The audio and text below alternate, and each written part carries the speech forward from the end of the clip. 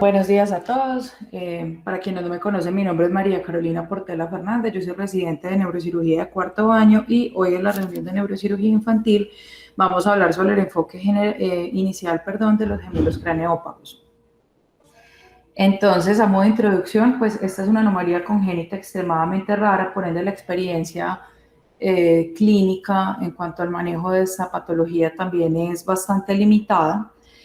La separación quirúrgica es en últimas pues, parte del manejo que se puede hacer en estos pacientes cuando es posible una separación, buscando evitar complicaciones secundarias a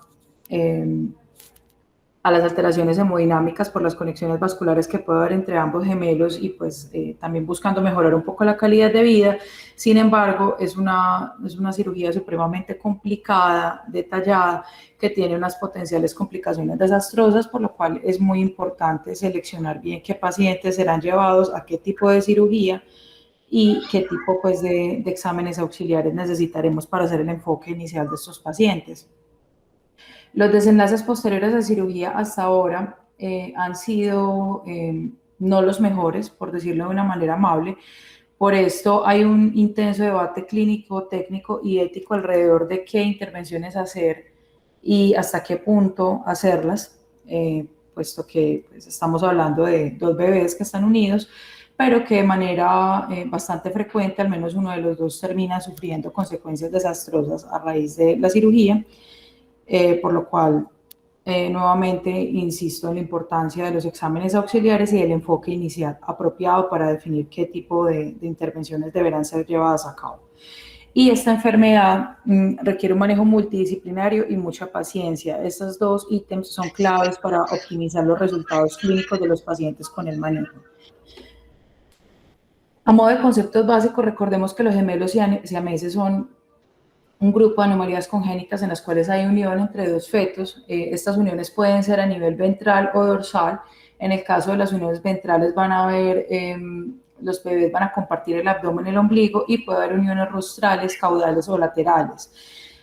Las uniones, los siameses dorsales, por el contrario, van a estar unidos a través del tubo neural, por ende van a tener tanto abdomen como cordón umbilical separados.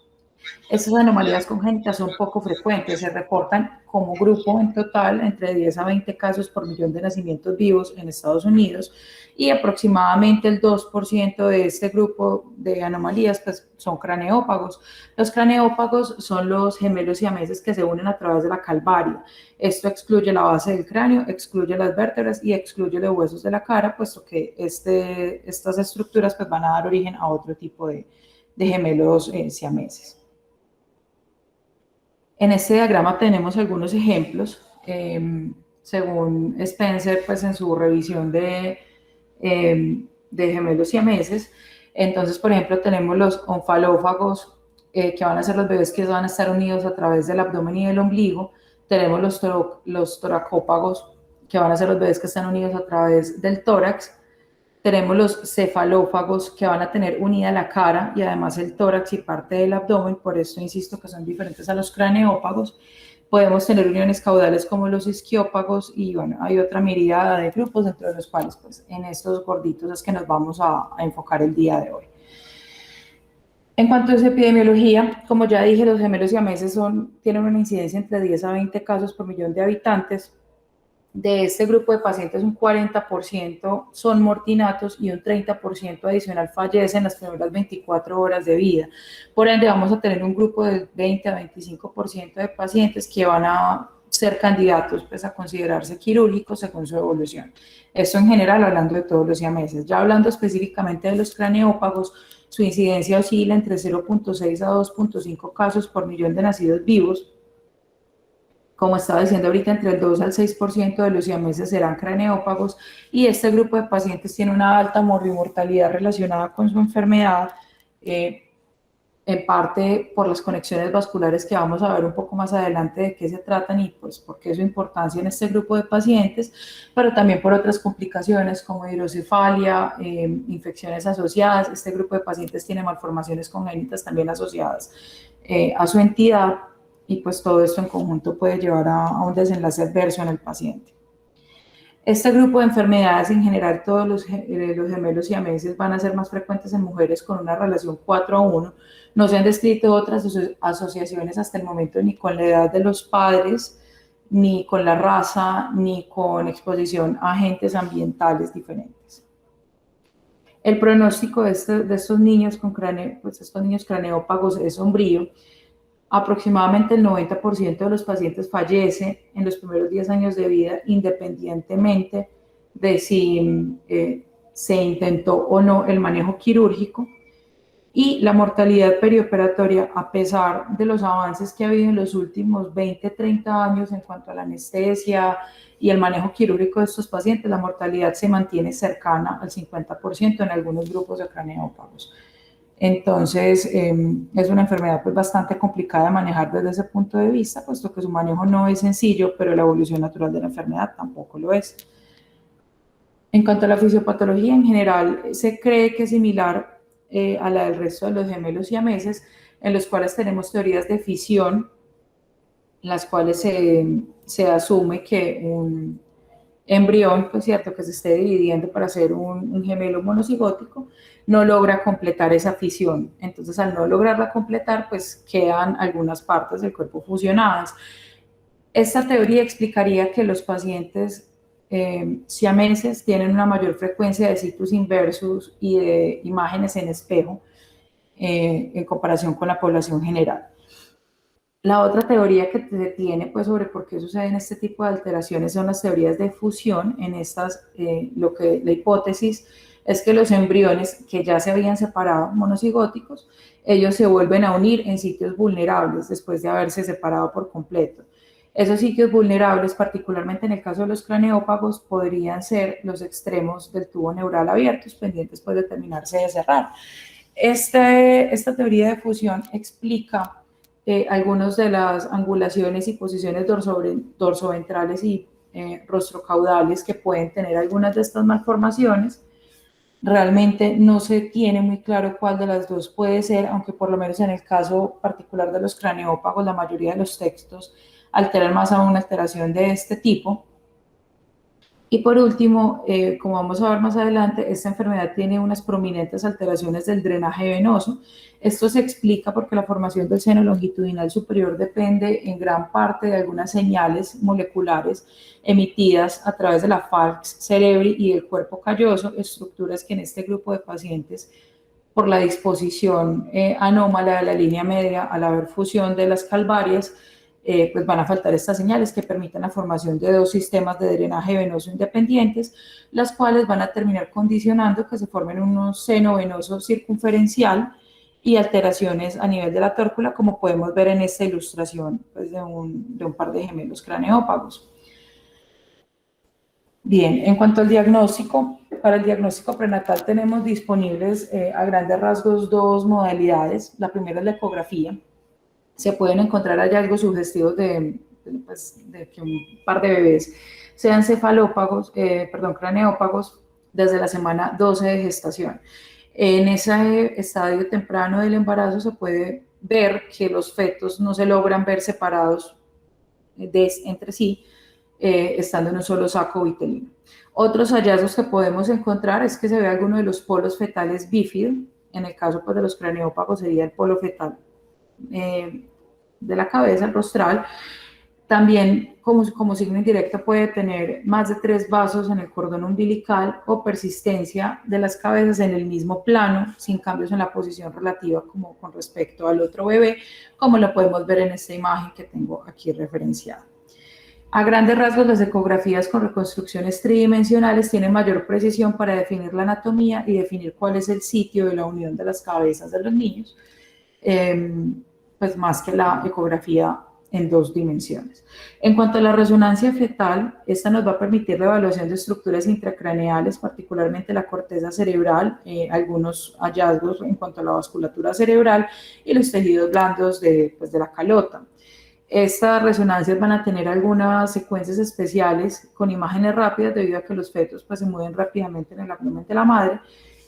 Como podemos ver, pues aquí podemos ver un ejemplo de un par de craneópagos en resonancia que vemos que tienen una unión angular y que además pues no vemos un claro plano de clivaje entre el cerebro de uno de los bebés y el del otro, lo cual nos indica que estos bebés tienen un alto riesgo de tener inclusive fusión del parénquima cerebral al momento de llevarlos a cirugía, ¿cierto? Bueno, en cuanto a otros estudios ya postnatales, tenemos las tomografías. Las tomografías son muy útiles para evaluar la extensión de la fusión ósea en los bebés.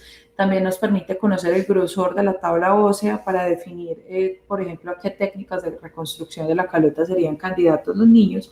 Y adicionalmente nos permitiría la creación de modelos tridimensionales que permiten, y vamos a ver más adelante, son muy importantes en el planeamiento quirúrgico de las cirugías de separación de estos bebés y que han permitido pues en gran parte optimizar ese recurso para poder hacer un buen planeamiento quirúrgico.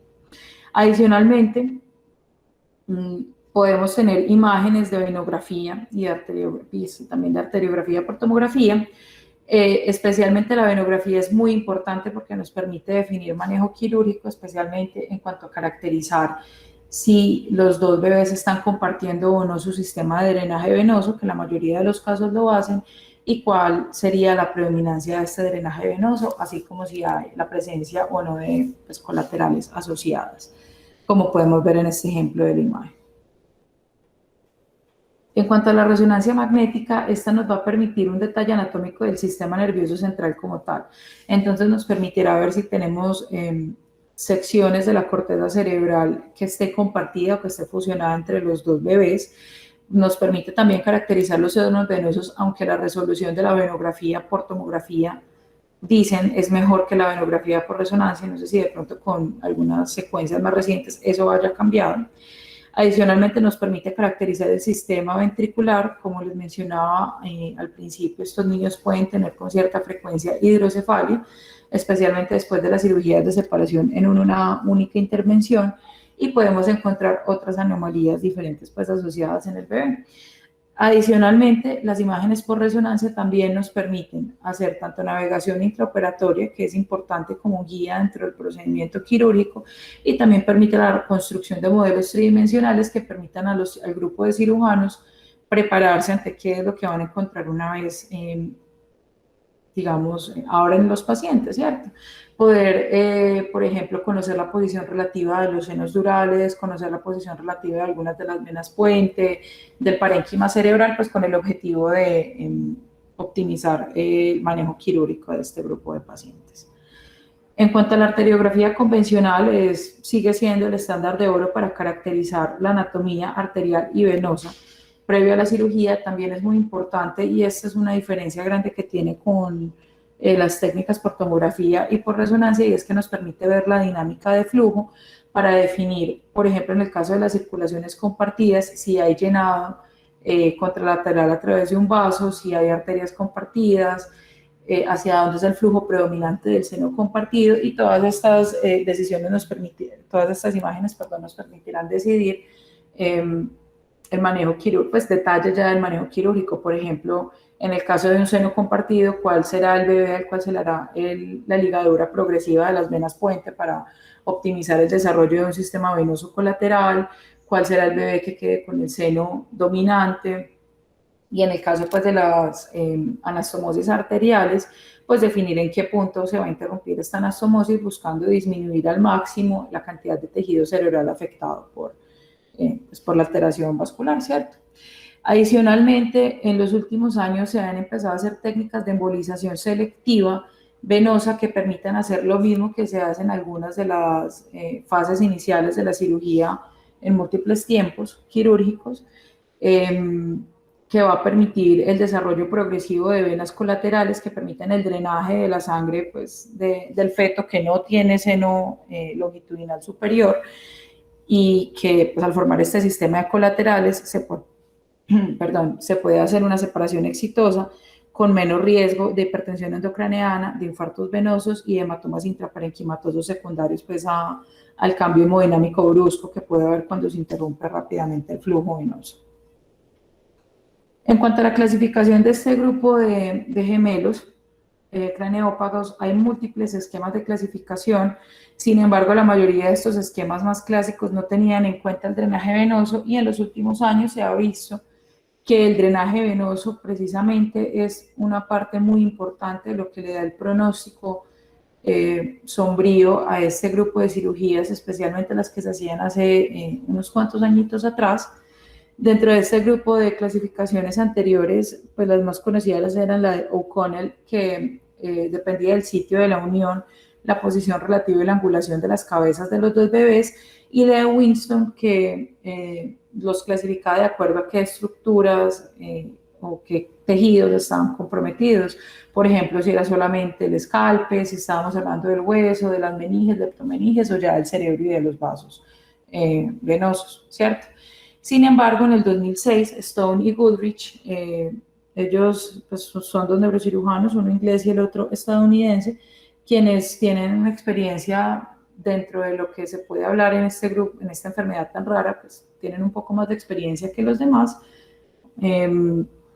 Y ellos propusieron una nueva clasificación hasta cierto punto parecida a la de O'Connell, pero incluyendo y dándole una importancia grande a la presencia de senos durales compartidos, que como les dije, pues es uno de los factores pronósticos a la hora de escoger el manejo quirúrgico de estos pacientes.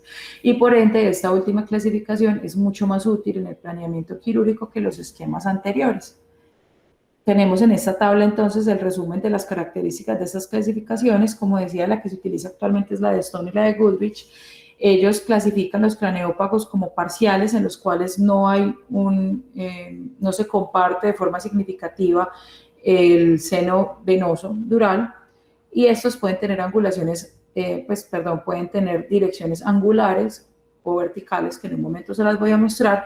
Y tenemos también los gemelos craneópagos totales, los cuales van a tener un seno dural compartido significativo, que también pueden estar en orientación vertical o angular. Estos últimos bebés, los craneópagos totales verticales, van a tener una subclasificación de acuerdo a los ángulos de rotación de la cabeza, que eso es basado en esta clasificación de O'Connell, ¿cierto? De acuerdo con la rotación de la cabeza, ya lo vamos a ver en imágenes, que es un poco más didáctico, y el angular lo definen como que el niño tenga un ángulo entre los dos ejes longitudinales de los bebés menor de 140 grados. Entonces, eso en imágenes lo vemos así. Tenemos que los craneópagos parciales, inicialmente O'Connell los describía como que tuvieran un área pequeña compartida. En realidad, hoy en día, pues, gracias a los estudios de Goodrich y de Stone, se dieron cuenta que en realidad el problema no era tanto el área compartida, sino si había o no seno dural compartido. Este grupo de pacientes pues, van a ser angulares si, como estaba explicando ahorita, el ángulo longitudinal de los dos niños es menor de 140 grados, ¿cierto? Están inclinaditos como en un triángulo. Podemos tener también verticales parciales, que van a estar pues entre 140 y 180 grados los ejes de los dos niños. ¿Listo? Y en cuanto a los craneópagos totales, que nuevamente, como estaba diciendo, la clave es que tengan un seno venoso común, pues tendremos los angulares nuevamente, menos de 140 grados en su eje, entre sus ejes longitudinales, y los verticales, el tipo 1 van a ser dos bebés que no tengan como una rotación grande entre sus cabezas, estén mirando en la misma dirección. El vertical 2 van a estar mirando en direcciones opuestas. Para estos autores, direcciones opuestas es que los gemelos tengan una rotación entre las dos cabezas que esté entre 140 y 180 grados, pero ya no en un eje longitudinal, sino más en cuanto a la rotación respecto al cuerpo del otro bebé. Y los verticales tipo 3 o intermedios, pues van a ser esos bebés que van a tener las cabecitas rotadas entre 140 y 180 grados, entre menores de 140 grados. Muy bien. En cuanto a este otro esquema que les quería traer, nos muestra cómo son algunas de las deformidades cerebrales en distintos tipos de gemelos craneópagos. Vemos, por ejemplo, que en el caso de los niños con deformidades angulares puede haber mayor área cerebral en contacto y por ende mayor riesgo de fusión cerebral. Esto explica que los craneópagos angulares, especialmente, los que son craneópagos totales, vayan a tener un mayor riesgo de desenlaces neurológicos adversos, porque tiene mayor riesgo de fusión de las cortezas cerebrales. Y en cuanto al craneópago vertical, pues en realidad vamos a depender de si es un tipo 1, un tipo 2, un tipo 3, qué tanta área de contacto vamos a tener entre las cortezas cerebrales. Sin embargo, en este grupo, pues sí, entre esos tres grupos, perdón, no se ha visto que se diferencie tanto el pronóstico neurológico como si en el caso de los angulares totales. Bien, en cuanto a esta clasificación, bueno, esta clasificación les cuento un poco cómo se creó. Lo que hicieron Stone y Goodrich fue que tomaron los casos que encontraron reportados en la literatura durante el siglo XX. Este fue un artículo del 2006, entonces tomaron casos reportados desde 1919 y en total pues lograron recolectar 64 casos entre los que intervinieron y los que no se intervinieron. Tomaron sus características clínicas y empezaron como a intentar buscarles una lógica de clasificación y pues tras debatir y haber visto su propia experiencia en cirugía con este grupo de pacientes, por eso decidieron incluir el seno compartido como un factor importante en esta clasificación. Entonces, de este grupo de pacientes vemos que la gran mayoría de los bebés van a tener pues van a ser craneópagos totales, sea total vertical o total angular, el 83% son totales, versus un 17% parciales. De este grupo de los totales, el 31%, o sea, una tercera parte de todos los craneópagos van a ser totales angulares. Este grupo de pacientes que les comentaba tienen un peor pronóstico neurológico y los totales verticales pues van a ser los más frecuentes, que van a ser el 52% de los casos. Tenemos aquí algunas comparaciones del peso y vemos cómo en el caso de los craneópagos totales, en comparación con los parciales, el peso al nacer fue mejor. Estos pesos son los pesos de los dos bebés, ¿cierto? Es el promedio pues, de ambos niños. En cuanto a la perspectiva histórica de la cirugía, el primer intento de separación de un par de gemelos craneópagos, disculpen, se dio en el siglo XVI. Eso en un par de gemelos de 10 años. Uno de estos gemelitos murió, por ende eso fue lo que llevó a que se intentara hacer un intento, una prueba de separación buscando salvar la vida del otro gemelo, el que no se había muerto. Sin embargo, pues el esfuerzo fue infructuoso, puesto que el otro niño murió durante el procedimiento. El siguiente intento reportado en la literatura fue en 1928. Ese es el primer intento contemporáneo, fue en el Reino Unido. Ambos gemelos murieron en el perioperatorio temprano. Y en 1952 tenemos el primer intento, entre comillas, exitoso. Fue un par de gemelos de 14 meses con pues, craneópagos totales verticales. Uno de estos bebés murió a los 34 días del posoperatorio después de múltiples complicaciones hemorrágicas, especialmente pues, por hipertensión endocraneana y por hematomas secundarios a infartos venosos. Y el otro bebé sobrevivió hasta los 11 años de vida, momento en el cual falleció por complicaciones de hidrocefalia aguda. En ese momento él tenía como un shunt ventrículo subgaleal, el cual se obliteró y pues el niño hizo una hidrocefalia aguda y murió por ese motivo. Y ya en 1957 tuvimos el primer intento exitoso de verdad, digamos, en el que por lo menos los dos bebés quedaron vivos después de la cirugía. Fueron dos craneópagas parciales de 7 meses, parietales. Las dos niñas sobrevivieron a largo plazo, aunque una de las niñas tuvo un daño neurológico grave, pues, secundario a complicaciones del perioperatorio. Sin embargo, estas niñas pues, lograron estar vivas muchos años después de la intervención, inclusive a los 28 años una de ellas hizo una falla renal con requerimiento de trasplante, para lo cual la otra hermanita le donó el riñón, ¿cierto? Entonces, digamos, este fue el primer intento de separación exitoso en cuanto a sobrevida, pero el pronóstico neurológico, pues, aún así fue muy malo en uno de los pacientes. En cuanto a las revisiones que se han hecho de los casos reportados, pues la primera de estas revisiones grandes se publicó en el 74, se enfocaba en 14 intentos de separación que se habían reportado en la literatura hasta ese momento. En ese reportaje encontraron que el 50% de los craneópagos de los gemelos murieron durante la cirugía o en el posoperatorio temprano, y de los 11 gemelos que pues, sobrevivieron, el 7 de ellos, algo más de la mitad, tenían un funcionamiento, entre comillas, normal. Sin embargo, no especifican qué era un funcionamiento normal, y los 4 restantes tenían un déficit neurológico o discapacidad intelectual, en la cual tampoco ahondaban mucho más. El siguiente reporte grande que hubo fue en 1987. En este lograron reportar 30 intentos de separación. De estos, el 70% salían vivos de la cirugía, pero la mortalidad posoperatoria era bastante elevada. Apenas el 43% de los pacientes terminaban teniendo una sobrevida más allá de las primeras semanas posoperatorias. En el 20% de los casos sobrevivía uno solo de los bebés y en el 23% pues alcanzaban a sobrevivir ambos. Sin embargo, en este reporte tampoco hicieron pues como mucho énfasis en las comorbilidades posteriores y las complicaciones posteriores al procedimiento, más allá de la mortalidad.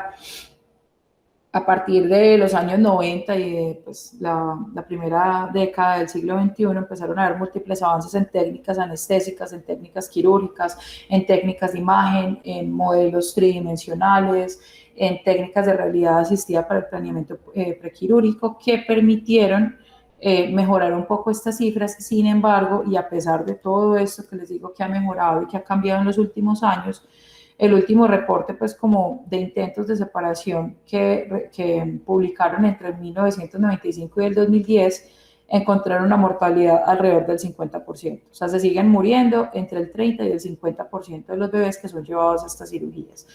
Y en este reportaje, el único factor asociado que encontraron como esta mortalidad tan significativa era la complejidad anatómica de la unión entre los cráneos de los bebés y pues, dentro de este grupo de la complejidad anatómica muy especialmente los senos, la anatomía de los senos venosos durales. Entonces, para la evaluación prequirúrgica, pues, ¿qué tenemos que tener en cuenta? A modo de principios generales, la evaluación prequirúrgica es crítica y es esencial. Esto es un proceso que puede durar inclusive meses mientras se logra caracterizar de forma adecuada los gemelos, pero esto es fundamental tener paciencia para hacer una buena evaluación prequirúrgica para garantizar el mejor resultado posible para los niños, sea que estos sean llevados a cirugía o que se decida no operarlos en base a la gravedad pues, y la severidad de la deformidad anatómica, puesto que hay algunos casos en los que se presume que la cirugía hará más daño que mantener a los bebés unidos entre sí.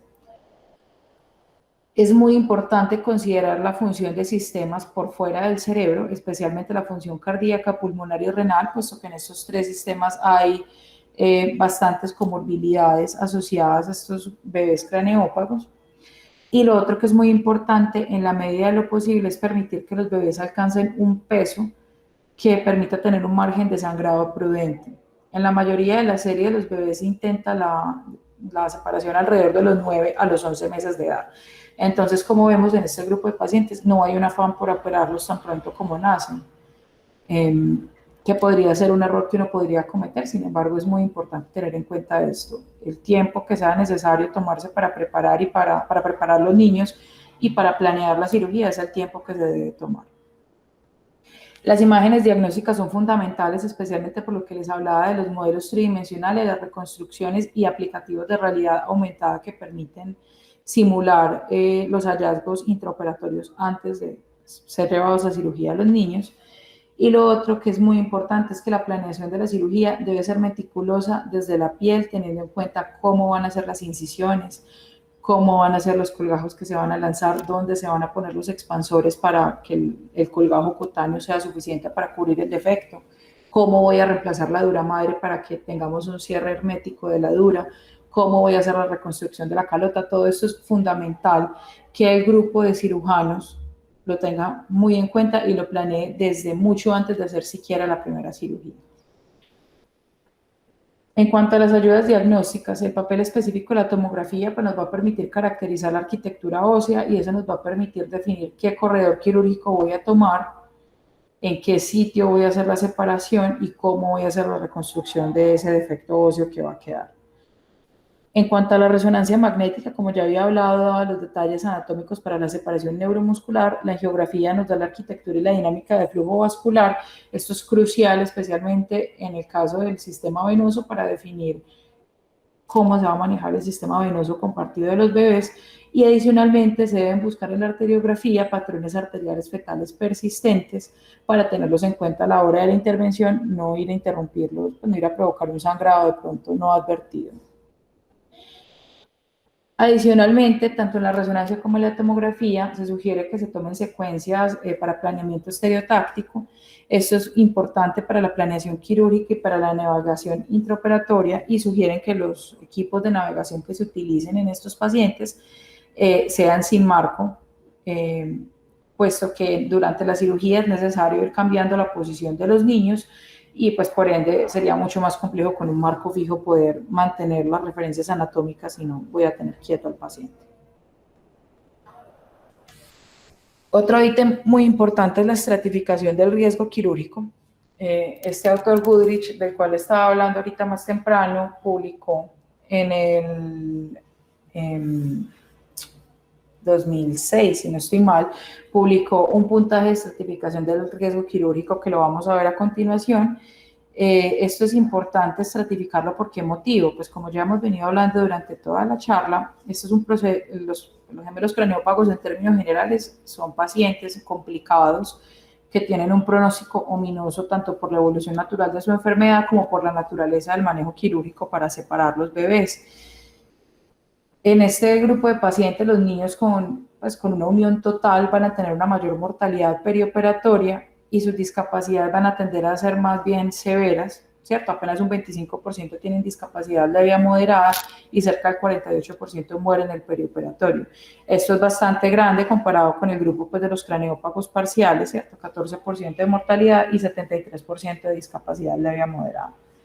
Y dentro de este grupo de los craneópagos totales, los que son totales angulares tienen una mortalidad aún mayor que los totales verticales, del 57%. Entonces es muy importante yo tener claro para el riesgo quirúrgico y poder hablar con los papás bien, pues de qué tipo de craneópagos estoy hablando. Eso es un primer paso. Un segundo paso es importante saber el riesgo perioperatorio que tenga el paciente para definir si de verdad se van a beneficiar o no de la cirugía de separación. Eso es difícil saberlo con precisión, inclusive el rango pues, que permiten como de mortalidad aceptable en este grupo de cirugías, precisamente por las cifras históricas que se han encontrado, no debería sobrepasar el 60%, ¿cierto? Entonces, el score pronóstico que se diseñó en realidad era buscando pues, detectar este grupo de pacientes que van a tener mortalidades por encima del 60%, pacientes en los que es mejor decirle a los papás que no es prudente llevarlos a cirugía, que en realidad lo más prudente es dejar que los niños sigan su vida unidos hasta el momento pues, en el que sea posible que continúen vivos.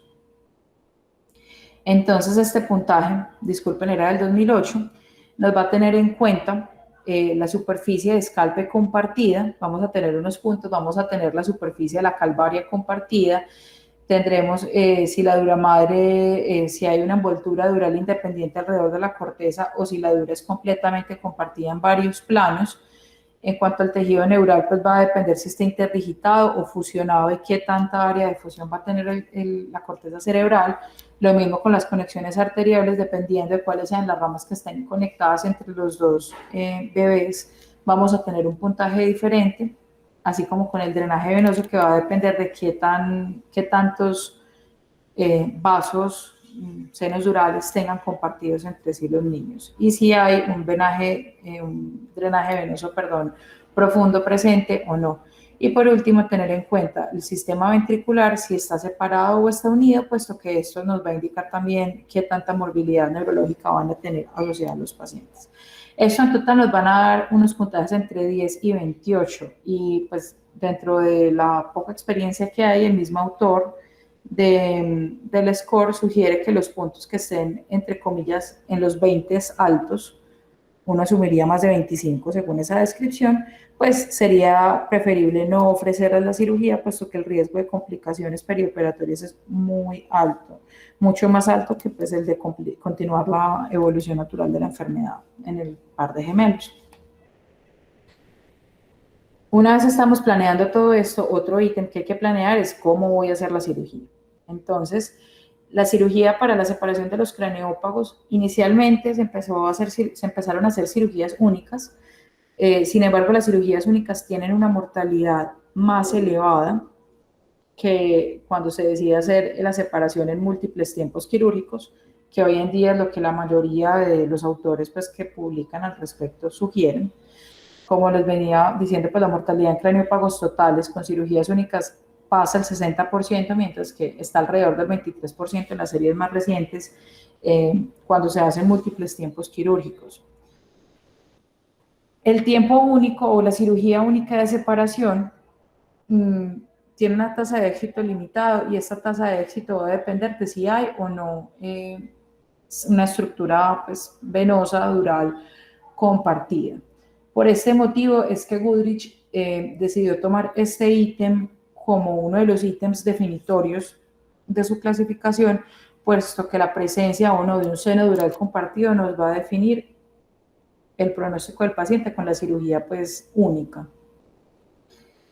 Estas son cirugías que solían ser de larga duración, cirugías por encima de las 20, 30 horas de evolución, en las cuales pues había un reto fisiológico muy importante para un par de bebés pequeños, enfermos, con un tiempo anestésico tan prolongado, y también un reto para el grupo de cirujanos, pues estar tanto tiempo en un quirófano, la fatiga existe. Por ende, había que tener en cuenta esas consideraciones, pues, en parte anestésicas, también humanas, pues, del talento humano involucrado en la cirugía. Y por último, consideraciones hemodinámicas, especialmente con los bebés que tienen conexiones venosas durales, puesto que al interrumpirse de forma abrupta el drenaje venoso al seno compartido, en el bebé, que no tiene un seno longitudinal superior formado por estas alteraciones, pues en este grupo de bebés vamos a tener el efecto de una trombosis de senos durales inmediata y generalizada. Por ende, esos niños empiezan a hacer hiperemias, empiezan a hacer edema cerebral marcado, hacen infartos venosos y hacen hemorragias parenquimatosas masivas, que son la fuente en buena parte de la mortalidad de los niños y también de la morbilidad neurológica a largo plazo. Se intentó hacer reconstrucción del seno longitudinal superior, sin embargo, estas técnicas tuvieron poco éxito porque pues, cuando se lograba reconstruir un seno se trombosaba fácilmente y llevaba pues esta cascada de eventos que les acabé de mencionar. A raíz de todo esto, se empezaron a diseñar estrategias de múltiples tiempos quirúrgicos. Esto es un poco más reciente, de los últimos 25, 30 años quizás. Hoy en día es el abordaje preferido, especialmente en el caso de los craneópagos totales, y el fundamento básico de los múltiples tiempos quirúrgicos es que permite que se haga una oclusión progresiva de las venas puente entre la corteza del bebé que no tiene seno longitudinal superior y el seno pues dural compartido de los bebés. Al hacer esta obliteración progresiva de las venas puente, se va a inducir la formación pues, de flujo a través de colaterales venosas hacia el seno petroso, que en últimas pues permitan el drenaje venoso del parénquima cerebral sin depender de un seno longitudinal superior. Por eso es fundamental hacerlo en varios tiempos, buscando que la cantidad, digamos, de venas obliteradas no exceda la capacidad como del cerebro de derivar este flujo y que pues permita una colateralización controlada del flujo venoso. Sin embargo, como vamos a tener una cirugía en múltiples tiempos, con múltiples necesidades de tener que abrir la piel, de exponer la galea, de retirar el cráneo, de abrir la dura madre, es muy importante que se planee cuidadosamente cada paso de la intervención para evitar que se me afecte el plan de la etapa final. Entonces, ¿qué es eso de planeamiento cuidadoso? Como estaba mencionando un poco ahorita, hay que planear desde la incisión cómo voy a poner el craneótomo, dónde voy a quitar el pedazo de hueso, cómo lo voy a fijar, con qué voy a suturar la dura madre, qué voy a hacer con el cerebro, qué voy a hacer con las venas. Es muy importante, dentro de todo esto, prestar atención a las incisiones en piel y a los colgajos, puesto que una de las principales complicaciones de este tipo de cirugías, especialmente pues en cirugías un poco más remotas, eran las alteraciones, los defectos de cobertura que condicionaban fístulas de líquido cefalorraquídeo, meningitis pues, y neuroinfecciones que en últimas tiraban al traste pues, con el pronóstico de los bebés. Entonces es muy importante no solo hacer las cosas bien dentro del cráneo, sino también asegurarnos que el cierre sea impecable.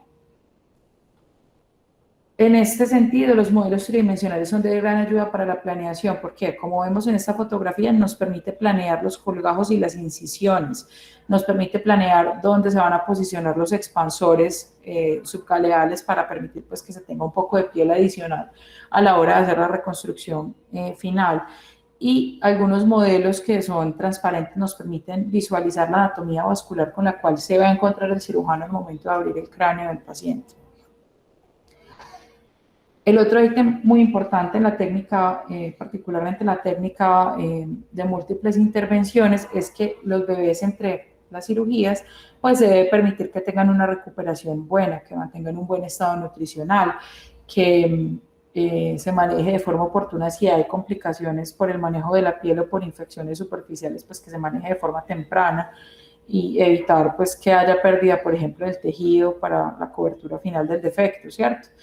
En resumen, hay que limitar al máximo las complicaciones perioperatorias y en esto nos ayuda a permitir que los gemelos se recuperen entre las intervenciones. En cuanto a la piel, las incisiones preferidas son las sinusoidales, puesto que estas permiten dar colgajos amplios de base ancha con múltiples afluentes vasculares que disminuyen el riesgo de necrosis del mismo. Y los expansores subcutáneos, para piel, disculpen, les muestro en esta imagen que es un poco más grande. La idea es que se posicionen hacia la base del colgajo bien basal, cercano al pabellón auditivo, ¿cierto? En el caso de este bebé sería este lado, en el caso del otro bebé sería en la orejita contralateral, y estos expansores se deben colocar en una penúltima etapa, justo antes de la cirugía final, para delimitar las complicaciones como filtraciones o fístula de líquido cefalorraquídeo por la tensión de la piel al tener el expansor allí puesto. Estos expansores pues, se dejan puertos de llenado y se van llenando lentamente en el transcurso de 4 a 6 semanas para permitir pues, que la piel se vaya estirando. Esto naturalmente se hace en conjunto con el equipo de cirugía plástica, ¿cierto? Y una sugerencia importante que hacen varios de los autores pues, que intervienen en este tipo de pacientes es que estos expansores no se deben retirar ni siquiera en la cirugía, en la cirugía final, se deben dejar en su sitio hasta el momento en el cual ya se vaya a cerrar piel. ¿Por qué motivo? Porque si se retira el expansor, digamos, cuando se empieza el resto de la intervención, o sea, cuando empezamos a separar en definitiva el cráneo, a terminar de separar la dura madre, a finalizar pues como la separación del parénquima cerebral y todo eso, en todo este tiempo de cirugía, la piel que ya habíamos estirado, pues se nos puede retraer y limitar y comprometer la cobertura de la herida. Entonces es muy importante que el colgajo se quede en su sitio hasta el momento en el que usted ya va a cerrar. Cuando usted va a cerrar, ahí sí puede retirar el expansor. En cuanto al hueso, es importante definir en qué sitios vamos a hacer la división entre los dos cráneos. Esto naturalmente va a depender de la anatomía particular de cada par de gemelos. Y asimismo, pues hay que definir cómo vamos a hacer la cranioplastia para la reconstrucción final. En los pacientes en los que el grosor de la tabla ósea lo permite, los autores sugieren que se haga una cranioplastia como de espesor parcial, es decir, tomar el huesito, partirlo por la mitad a través del hueso esponjoso y utilizar estas losas de hueso como para hacer la reconstrucción de la calota en la medida de lo posible. Perdón. En cuanto a la dura madre, como ya había mencionado, es fundamental que el cierre sea hermético.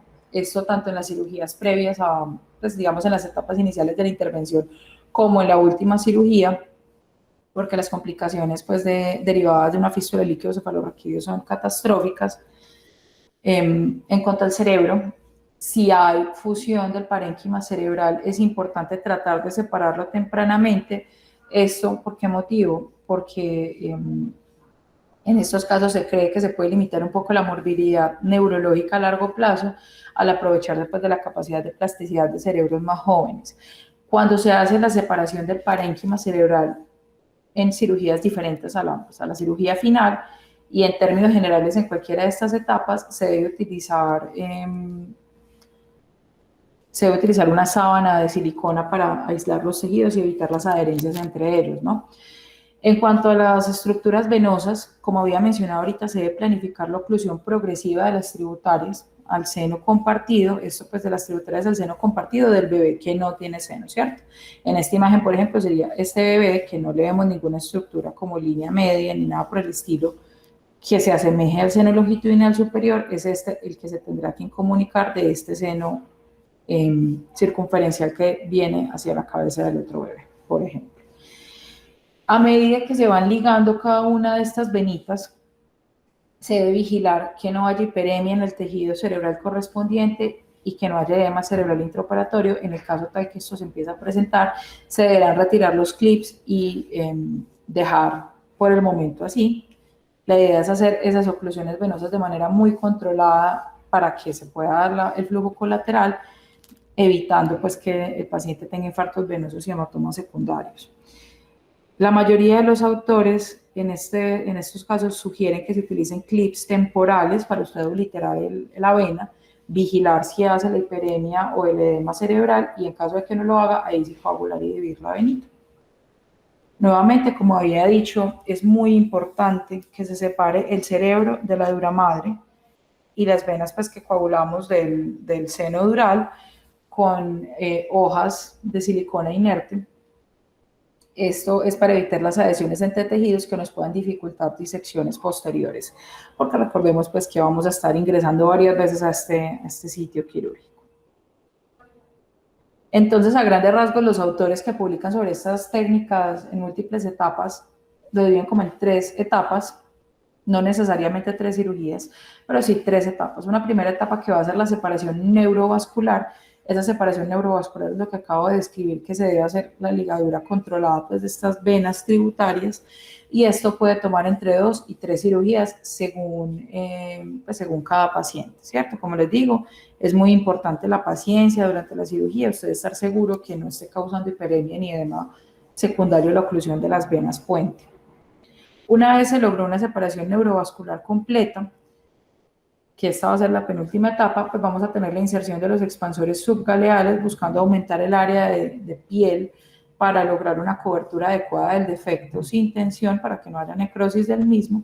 Y por último tendremos la separación final, en la cual, teniendo en cuenta las mismas consideraciones anteriores, la diferencia será que se terminará de separar la dura madre, que pues, une a los dos bebés, el cráneo que une a los 2 bebés, y ya se iniciará el proceso reconstructivo, según lo que se había hablado previamente con el equipo de cirugía plástica.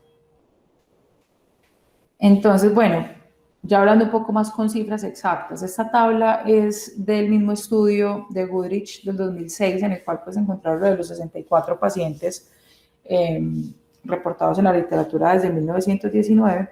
De ese grupo de pacientes, unos 41 fueron llevados a cirugía.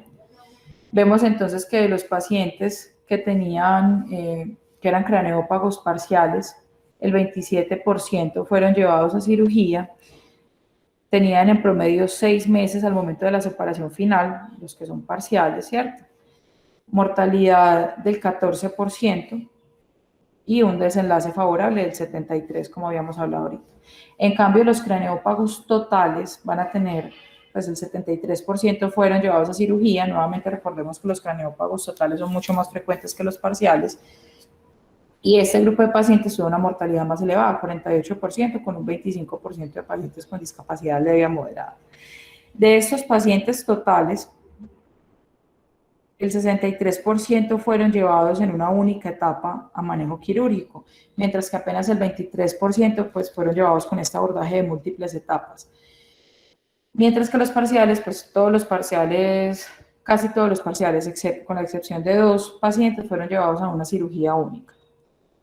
Entonces, viendo así las cosas, vemos que realmente, como la mayoría de los pacientes en general fueron llevados en una sola cirugía a separación, vemos que en realidad sí hay como una correlación entre la mortalidad, si estamos hablando pues de una cirugía única versus una cirugía múltiple. Y en realidad, viendo ya los reportes un poco más recientes, en los cuales hay más intervenciones múltiples, pues sí se ha visto que los desenlaces de mortalidad no son tan altos como lo eran en esta serie de pacientes, en la cual la mayoría pues habían sido llevados en una sola cirugía a separación. Bueno, nuevamente aquí les quería mostrar la diferencia entre el total angular, que el total angular tiene una mortalidad del 57% versus el 41% de los verticales. Ya casi para terminar, entonces, tenemos que ver en qué pacientes, pues viendo toda la gravedad del asunto, en qué pacientes quizás sea mejor no ofrecer la cirugía, puesto que a pesar de todos los avances tecnológicos y la experticia que se ha ido acumulando en este tema, pues aún hay algunos casos no operables. Las razones principales por las cuales no se pueden operar algunos de estos niños: uno, la complejidad del drenaje venoso compartido. Si tenemos una estructura vascular de este tipo, va a ser muy difícil que la podamos separar sin causar un sangrado masivo que afecte a ambos bebés. Y dos, pues que tengamos regiones elocuentes fusionadas, como por ejemplo este par de pacientes que tenían una fusión importante del diencéfalo, que son estos dos bebés, de hecho esto es el mismo caso, que pues a raíz de este drenaje venoso tan anómalo y de este gran puente de fusión pues, diencefálico, se presume que la morbilidad quirúrgica va a ser tan alta que es preferible dejarlos que continúen la evolución natural de su enfermedad. Nuevamente lo que les estaba mencionando ahorita con el puntaje de la estratificación, el autor pues reporta que los puntajes en los 20 altos, no diría por encima de 25 o 27 puntos, pues no se considerarán buenos candidatos quirúrgicos precisamente porque pues, van a tener unas uniones mucho más complejas anatómicamente que van a tener un pronóstico peor en caso de cirugía. Ya para terminar, este es un artículo que encontré bastante interesante del 2016 sobre el debate ético y legal en parte también alrededor de la separación de los gemelos craneópagos. En este artículo citaban que hay tres causales grandes por las cuales uno puede requerir la separación de los bebés. Una sería la necesidad biológica de la separación para caracterizar la supervivencia de uno o de ambos gemelos. Es decir, los pacientes que o su gemelo ya está tan enfermo que próximamente va a morir o murió y necesitamos separarlo, porque si no el otro niño también se va a morir, o en los pacientes pues que ya en definitiva están terminales y pues que su hermanito no está tan enfermo, podría sobrevivir en ese caso. Otro ítem en el cual entra la mayoría de los niños que se intentan llevar a cirugía es buscar optimizar la calidad de vida de uno o ambos gemelos, preferencialmente ambos. Y una tercera causa sería la solicitud autónoma por parte de craneópagos adultos. Aquí ellos proponen un debate importante sobre la voluntad discordante. Hasta ahora en los casos pues, de craneópagos adultos que han sido llevados a cirugía, ambos gemelos están de acuerdo con la intervención. Sin embargo, podría darse el caso en el cual un gemelo quiere operarse y el otro no, porque sepa que probablemente va a quedar muy mal o se va a morir producto de la cirugía. Entonces, en parte discuten digamos, ese escenario, hasta dónde llega la autonomía, ¿cierto? Y traigo algunos apartes del artículo que me parece que son importantes como reflexiones ya para finalizar esta charla. La primera es que al planear la separación de los gemelos craneópagos es inaceptable que a priori se busque sacrificar un gemelo para salvar al otro. La idea debe ser siempre buscar el máximo beneficio posible para los dos gemelos, no buscar sacrificar uno de los bebés porque sí.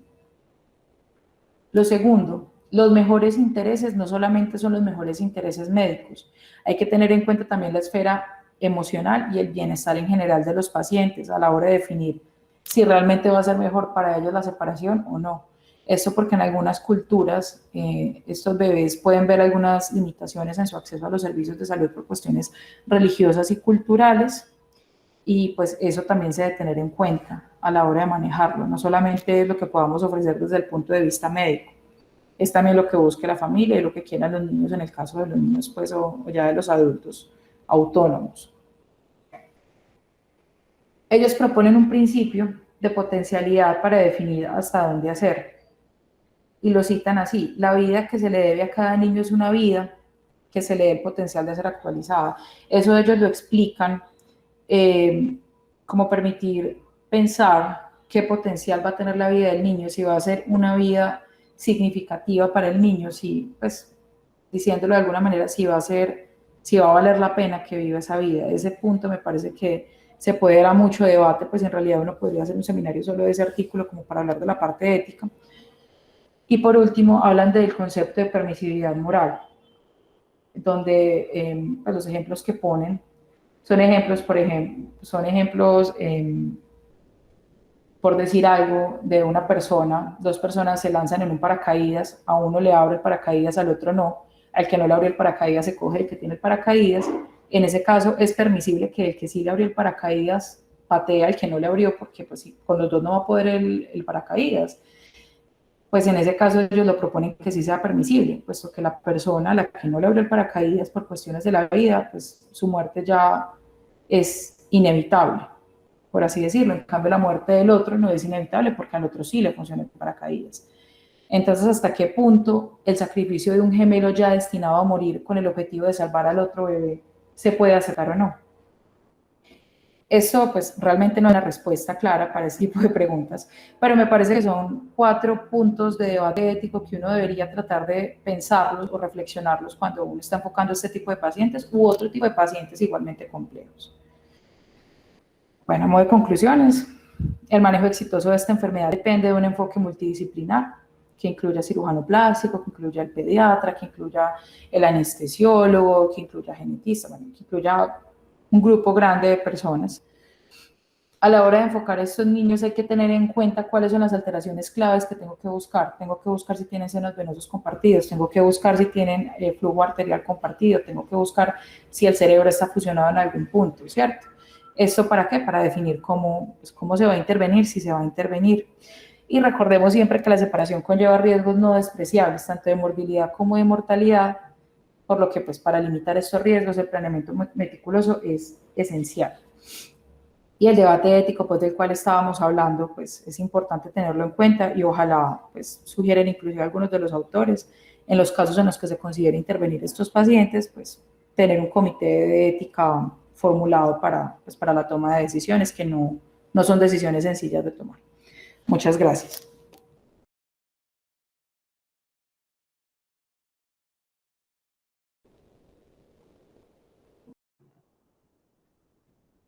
Carlito, muchas gracias. Muy interesante, muy complejo y muy, pues yo personalmente nunca había leído esto, pero a mí me surgen algunas preguntas. La primera, estos niños por lo general son retardados mentales. Tienen una comorbilidad neurológica importante, pero sin embargo eso depende mucho de las condiciones perinatales. O sea, de si por ejemplo cuando se hacen intentos de separación hacen hemorragias parenquimatosas importantes o no, porque como le digo, hay un porcentaje no despreciable que tienen un desenlace cognitivo aceptable, sobre todo cuando son craniópagos parciales. El problema Y es que me como dice, hay tan poquitos casos reportados, es difícil decir como tanto porcentaje les va bien cognitivamente, ¿cierto? Porque son pocos casos reportados en la literatura. y mi segunda pregunta es, ¿y qué tan frecuente es que sean dos seres autónomos o uno carga un cuerpo del otro? ¿Sí me hago entender?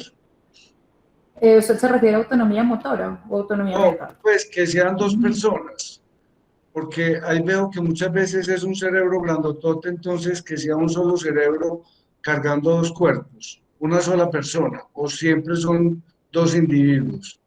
Eso depende de qué tan funciona. Eso es un debate metafísico muy interesante, profe. Pero no, eso en realidad depende en buena parte de qué tan fusionados están los cerebros de los dos niños, ¿cierto?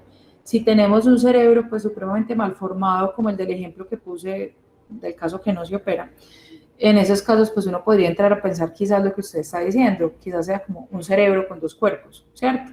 Pero la mayoría de los niños las fusiones cerebrales que tienen son muy, digamos, muy en los bordes de la corteza y por ende, pues si llegan a la adultez, porque recordemos que el 90% se mueren antes de los 10 años, pues sean dos seres diferentes que están pegados de la cabeza, ¿cierto? Que es el problema.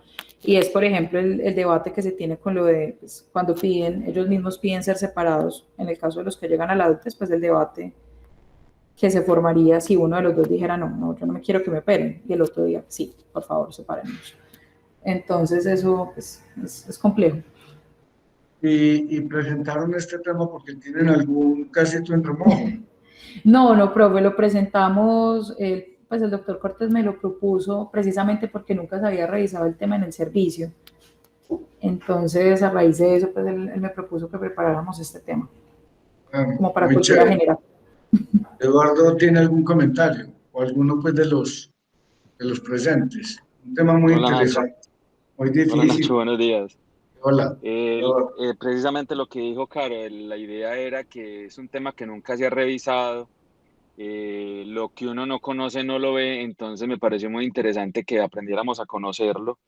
Yo la experiencia pues que tengo es también casi ninguna, porque me tocó uno en el Felo, pero se decidió no operarse, pero hicimos pues como todo el ejercicio que hizo Carolina de la evaluación de cómo se debería hacer, entonces ese ha sido mi único contacto.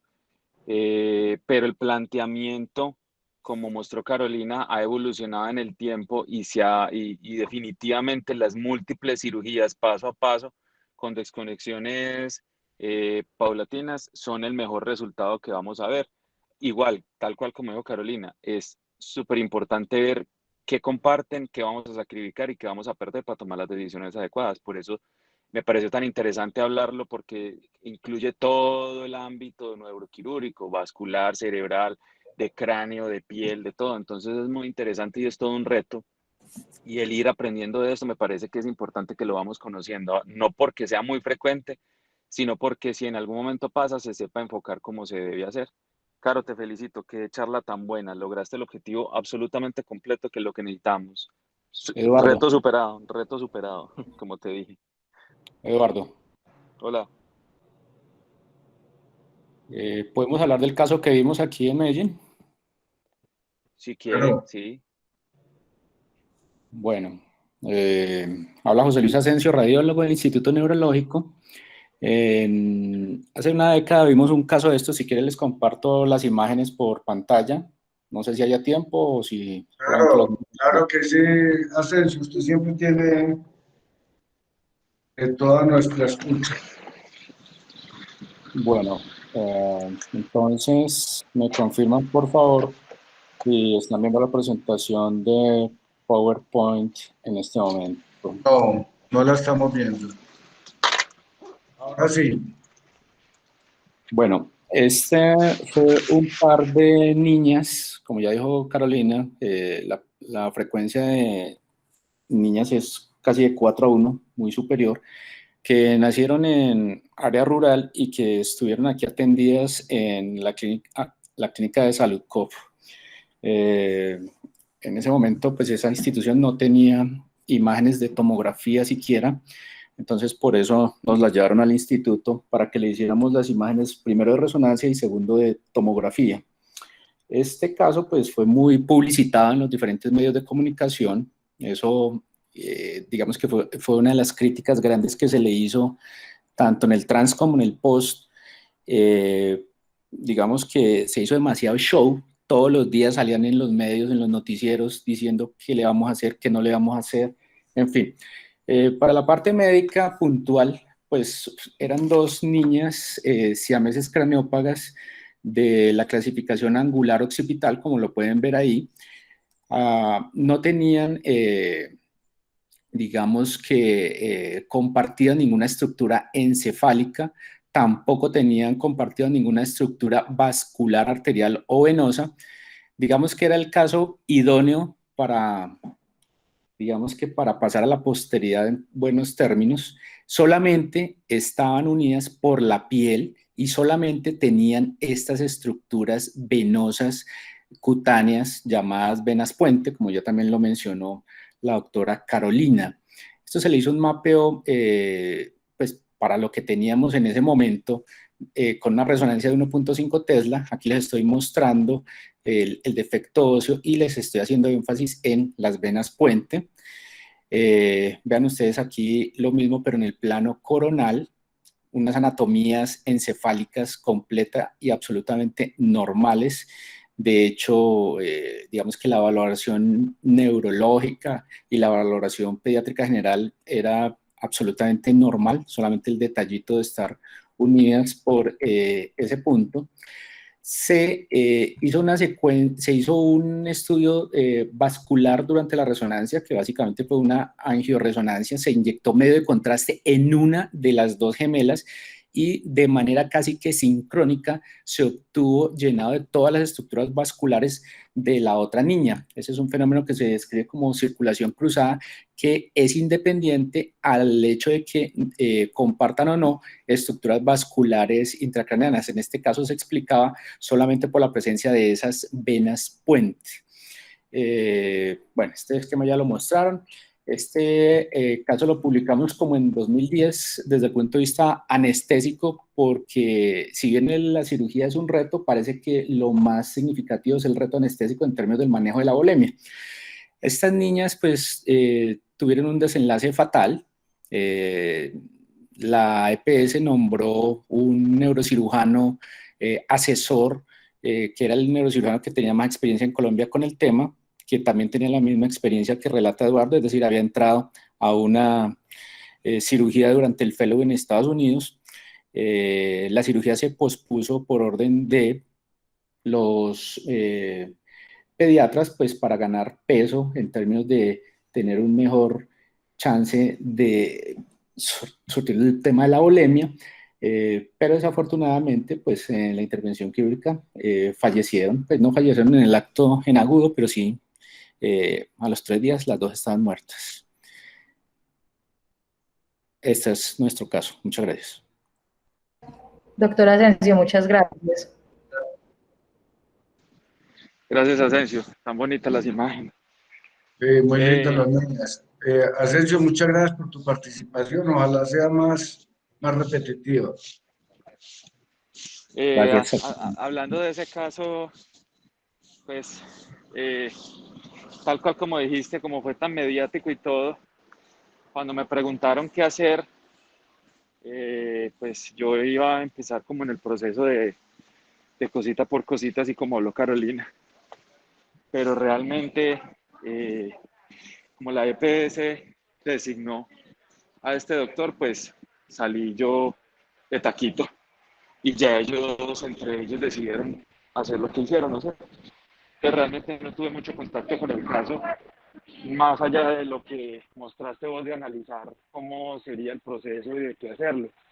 Pero tal cual como decís vos, ese era el caso para salir avanti con los brazos arriba de que se pararon los croneófagos. Pues.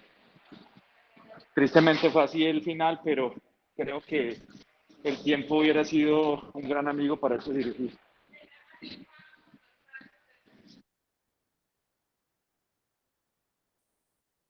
Sí, caso triste. Bueno, muchas gracias a todos. Mañana vamos a hablar de fístula carótido cavernosa por los terapistas endovasculares. Gracias, Caro. Muy buena la charla y recuerden calificarla por el link que les envié ahorita. Gracias, profe. Que tenga feliz día. Bueno, chao. Chao. Feliz día para todos. Muchas gracias por asistir. Hasta luego. Feliz día.